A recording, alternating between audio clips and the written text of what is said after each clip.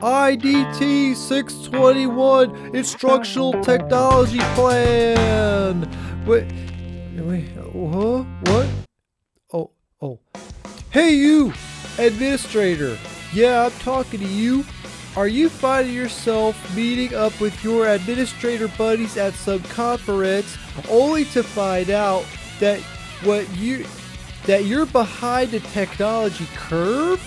Are you walking into classrooms only to see kids falling asleep with their heads bobbing up and down, with drool coming out of their mouths, smearing the pencil lead on their paper book reports? Are you being laughed at by the younger, cool, hipster teacher generation? Well, you don't have to feel down about it anymore. We're here to help. We are Nick LB Technology Associates, and we're here to help you get out of your technology funk. Now, without further ado, here's Sam to talk to you about our instructional technology plan.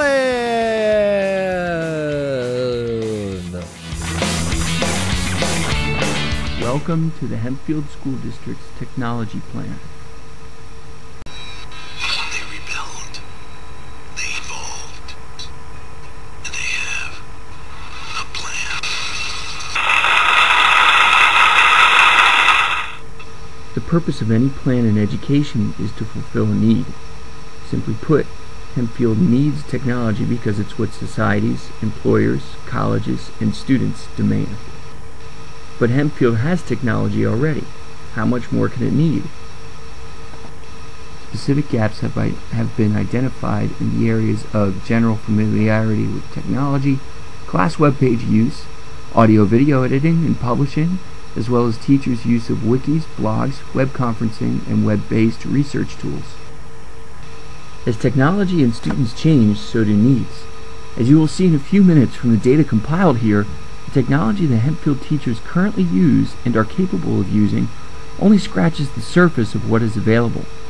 According to the National Educational Technology Standards for Teachers, or NETS, it is essential for today's educators to use technology in order to facilitate creativity, design digital age experiences, model digital age work, promote digital citizenship, and engage in professional growth. This plan seeks to provide a path to meet those standards. What are the goals of the plan? Teachers will be expected to make strides toward making and using class web pages, communicating ideas with technology tools, editing and publishing audio and video, using advanced level technologies such as web conferencing and distance learning tools. Furthermore, teachers are expected to integrate these required skills into lessons in order to model their use and improve students' skills in these areas. According to acclaimed speaker, writer, and educational technology consultant Mark Prensky, today's learners are digital natives who think differently from older generations. The technology tools promoted in this plan are therefore naturally better suited than traditional methods to empower teachers to teach and students to learn. In the interest of improving teacher technology competencies, the district will provide a variety of training opportunities. Planned courses include a technology academy that will be held during the school year in 2 half-day in-services, hour-long paid mini-tech sessions, also during the school year, and longer sessions in the summer tech series. Unplanned courses as well as further resources will also be available. The plan's progress will be evaluated through a process of teacher self-evaluation and reflection, incorporated into the semi-annual evaluation process overseen by administration. Thank you, Sam. Wow, that sure was some good information. Now that you...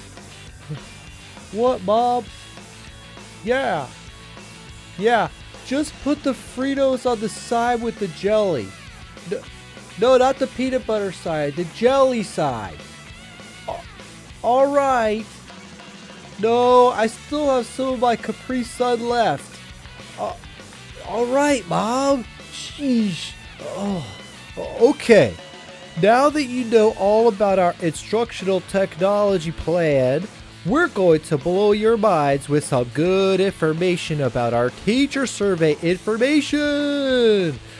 Take it away, Davester. Super Dave. Yeah. Big Okay. D. Skippy. The Davinator. Skippy. The Tubular Skippy, Dave that's enough. Meister. Skippy! Thank you for that wonderful introduction, Skippy. That was very kind of you. Hi, my name is David Hull. I'm part of this technology crew, and I would like to talk a little bit about the technology survey we did. We did a survey that was geared toward teachers in order to find out where the teachers stood, because we figured that we needed some kind of end game, and the way to get to that end game was to do a survey of the teachers and find out exactly what they know, how familiar are they with technology. One thing we discussed was whether we should use stronger technology terms in our questioning of the teachers, but we decided that just using a rating, a comfortability rating scale would be the best, because some teachers might not be familiar with certain technologies and they can say, well, I'm comfortable or I'm not comfortable, and to what degree. Based on our results, we found that things teachers were familiar with were basic computer applications like Microsoft Word and using email and internet browsers, certain things like that we're pretty much all familiar with as teachers.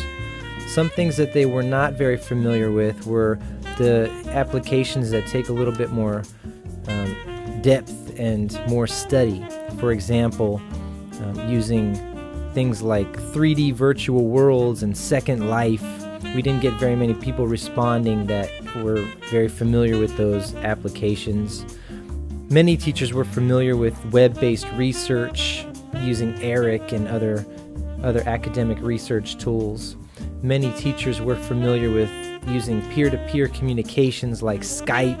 They would often use iChat or Skype to communicate with their colleagues during meetings and even sometimes during student interactions. Many teachers use Moodle and Blackboard in their classroom, providing online courses or even just hosting their own class webpage. One of the things that teachers were most comfortable with was attaching documents, audio and video files, and photos and other items to email.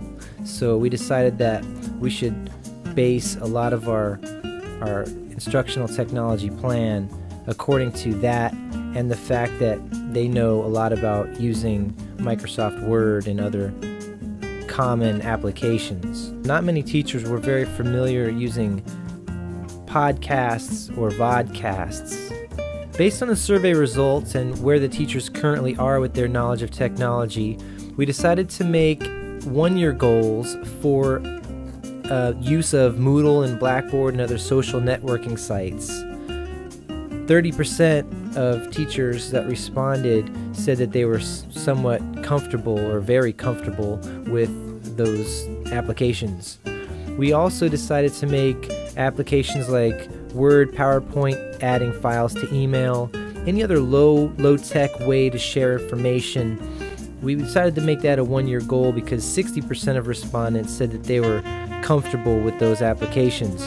So we could use that in our plan because they're already familiar with it, and it wouldn't take much to get them to incorporate it more into their own classrooms.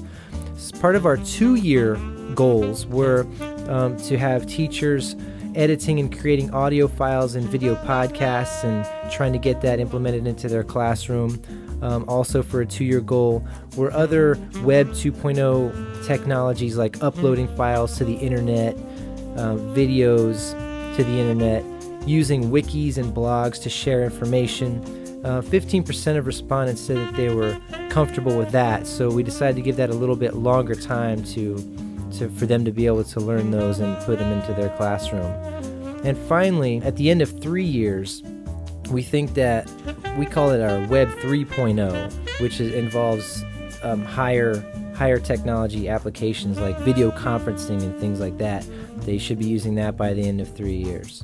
And that leads us to our classroom of the future, which was based around what teachers already know and what we need to get them to know by the end of the 3-year plan that we have in effect. So, once again, here is Skippy Jones. Whoa! Thanks a lot, Dave, for that brilliant insight. You really blew my mind with how much you knew and how articulate you were about the survey results. Next, here's Penny with some information about the actual classroom itself. And budget stuff too. Here's Penny! Take away, Penny.